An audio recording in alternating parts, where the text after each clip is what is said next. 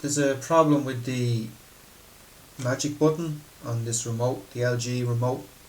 So here's how I fix it. Just disassemble the remote control, remove the circuit board, and inside here there will be the wheel, the little wheel, and it's snapped off. So what I did was I got a 0.9mm drill bit, and I just drilled a hole in there, and I got a little bit of copper wire,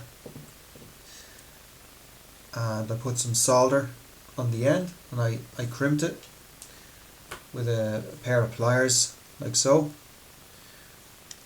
So it fits in the little hole here, and that's just goes in like that, and then the wheel sits in on top of the wire like so, like that, and you just have to push that in.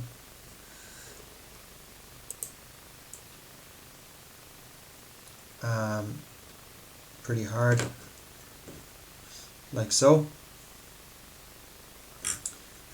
and just push that into the component there, and the magic remote is fixed.